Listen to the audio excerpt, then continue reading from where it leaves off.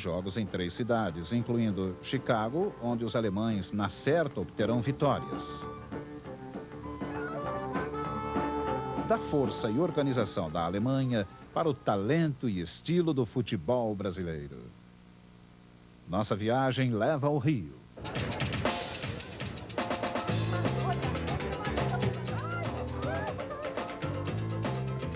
Brasil.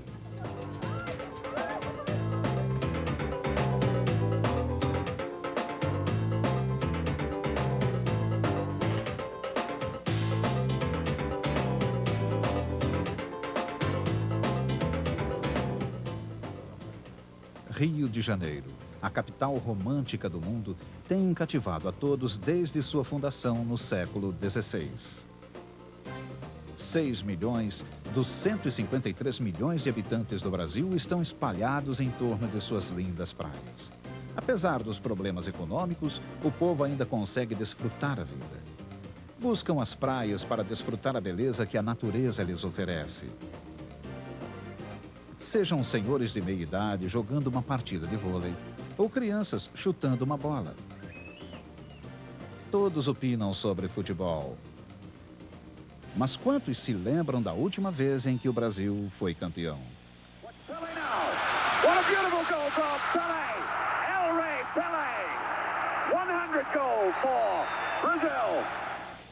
Carlos Alberto recebe a taça Gilles Rimet, conquistada 3 vezes pelo Brasil. Desde aquele dia maravilhoso, o futebol brasileiro se perdeu. Alguns técnicos tentam mudar a maneira tradicional brasileira de jogar futebol. Futebol alegre, futebol ofensivo. Agora, se preocupam em jogar na defesa. Tentam primeiro evitar que o adversário marque o gol, para depois tentar marcar. Antigamente, em 1970, 1958, jogávamos para marcar gols. O adversário não nos preocupava. Se marcava um, nós marcávamos 2. A vida no Brasil também mudou. Os jogadores eram descobertos nos subúrbios e nas praias. Agora, as crianças jogam em escolas como essa do Flamengo. Têm de pagar para jogar, elitizando um pouco o esporte. Média e alguns da classe alta. Tem também da classe baixa, né? Mas não tem condições de pagar uma mensalidade de clube, não tem condições de pagar uma escolinha, então é pouco. As crianças surpreendem quando se pergunta quais são seus ídolos. Pelé já não joga mais? Eu acho Pelé. Pelé. Acho Pelé. Vivo. Pelé. Pelé. As crianças hoje não podem ver os melhores jogadores do país. Hoje em dia, todos os jogadores de nossa seleção jogam na Europa. Não temos ídolos no Brasil. Na minha opinião, é um erro. A maioria dos jogadores da seleção devia jogar no Brasil, não na Europa. As crianças precisam de ídolos, como se tinham antes. Pelé, Garrincha, Gerson, Tostão, Jairzinho, Didi, Amarildo, Zagallo. O problema é que os craques ganham altos salários para jogar na Itália, França, Alemanha e Espanha. É um problema da economia do país. É difícil segurar esses jogadores aqui no momento, pois não há comparação com o padrão de vida na Europa. Os bons jogadores sempre vão para a Europa. Esperamos que um dia todos possam jogar aqui. Seria melhor para a seleção. Quem enfrenta esses problemas é Carlos Alberto Parreira, o técnico há 2 anos. O Brasil disputou 3 torneios internacionais nos últimos meses. Em cada um, foi forçado a usar um elenco diferente de jogadores. Na US Cup, alguns jogadores chegaram horas pouco antes do início. Mesmo assim, deram bons espetáculos. lovely bounce of passing from the Brazilians. Here's another one now. Careca was involved, Dunga was involved, and then you see the quicker ball through. Tremendous effort, Eli Velton inside the area. And the ball has gone in off its own goal.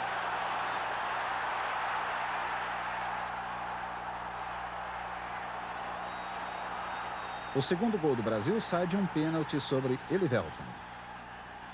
Careca marca sem problemas. O terceiro gol foi uma obra de arte. The creativity of the Brazilians, and here's a lovely move again, and this might be three. Careca, 3-0 it is for Brazil. What a beautifully created goal that was. Acho que a atuação do time no primeiro tempo foi brilhante. Compacto, firme na defesa, boa movimentação e penetração, com velocidade. Foi tudo isso. Se repetirmos esse desempenho, o Brasil será candidato ao título. Mas as velhas falhas apareceram. O Brasil cansou e prevaleceu a força física dos alemães. A vantagem foi perdida e o jogo terminou 3-3. Há problemas na defesa, mas o técnico sabe o que quer do time.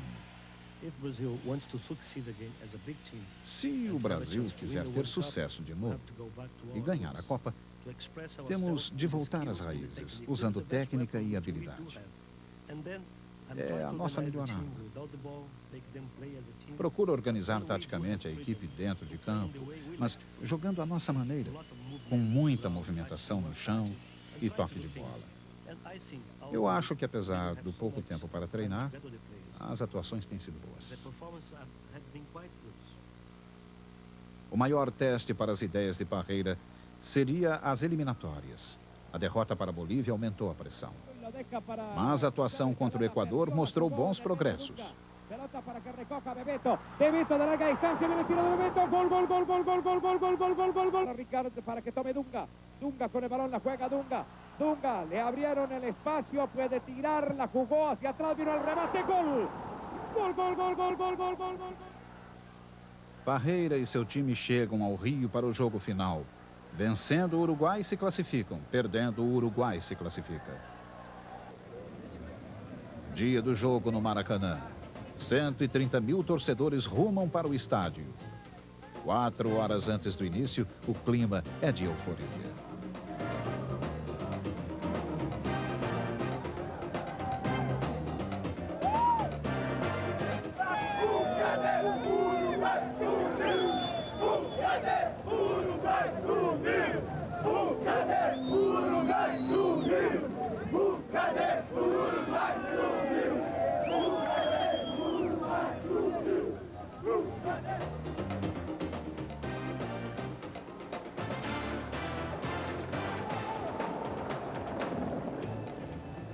Lá dentro, atrações espetaculares levam o público ao delírio. E ainda faltam 3 horas e meia para o início.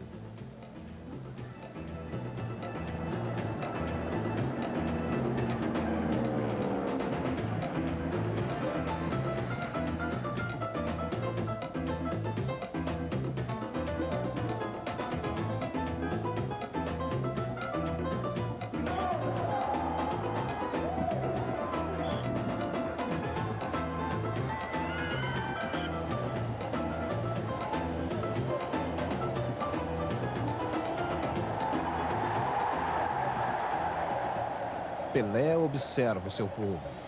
Sua presença é um grande estímulo. O time surge no gramado numa explosão de sons e emoções, mostrando um sinal deliberado de união.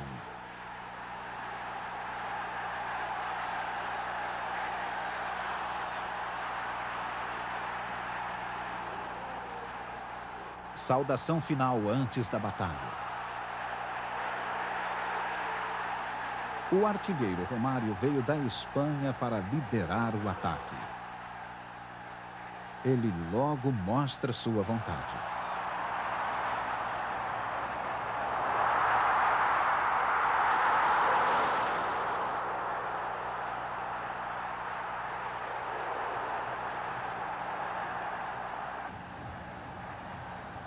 goleiro uruguaio está inspirado no primeiro tempo. Aqui defende o chute de Jorginho.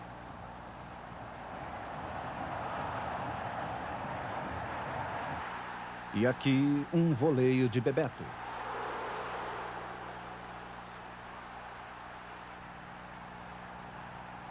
O Brasil envolve o Uruguai, mas não consegue dar o toque final.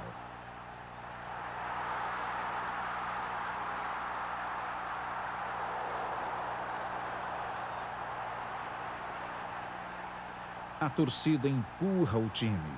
Parreira começa a ficar ansioso. Fim de primeiro tempo sem gols. Será uma grande frustração?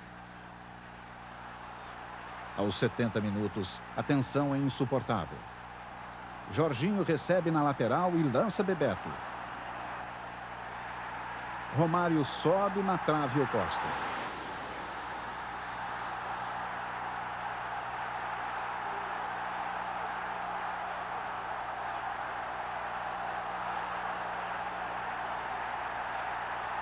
Uma explosão de alívio se faz sentir. Um enorme peso é tirado das costas do país inteiro. Com certeza, é a classificação.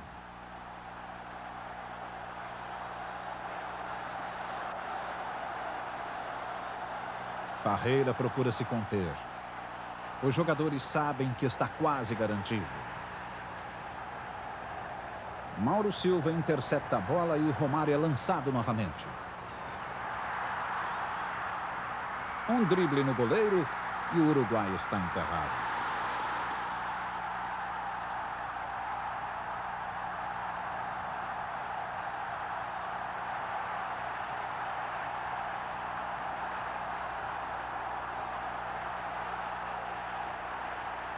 O Brasil se classifica e o país comemora.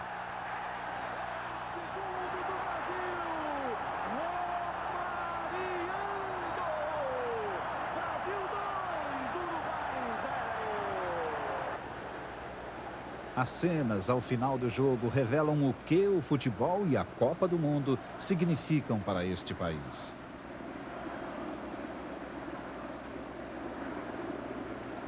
Esses heróis voltarão à Europa, deixando o país sonhando com o título.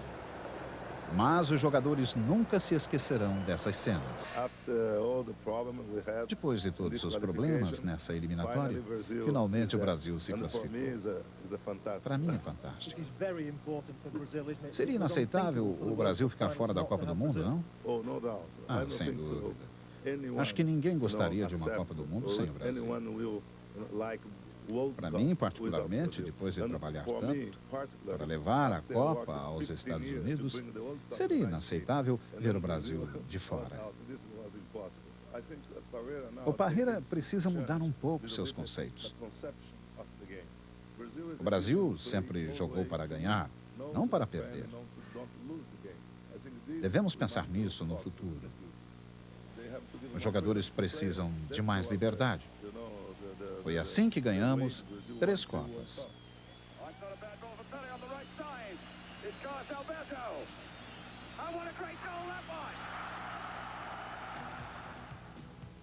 O grupo do Brasil tem Rússia, Camarões e Suécia. Os jogos serão em São Francisco, Los Angeles e num estádio coberto, o Silver Dome de Detroit, onde a grama será trazida da Flórida. Durante a US Cup, os jogadores elogiaram o gramado, mas não o calor e a umidade.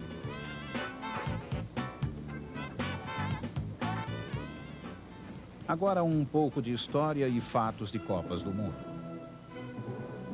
O recorde de gols num único jogo é 10, marcados pela Hungria contra El Salvador em 1982.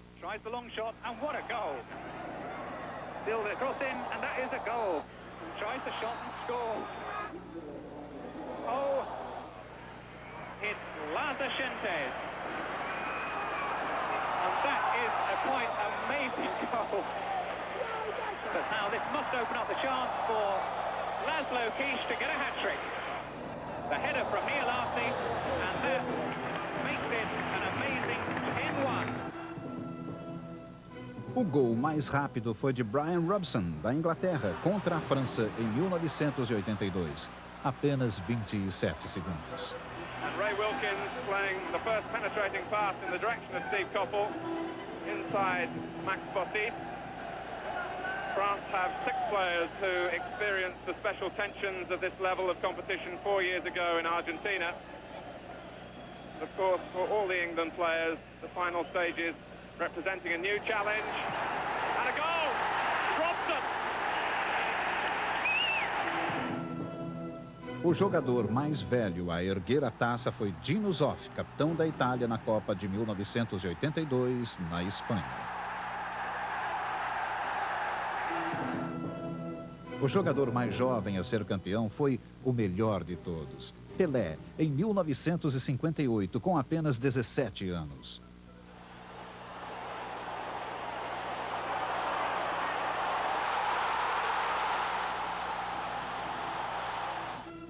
O recorde de tempo sem tomar gol é de 517 minutos, do goleiro Walter Zenga.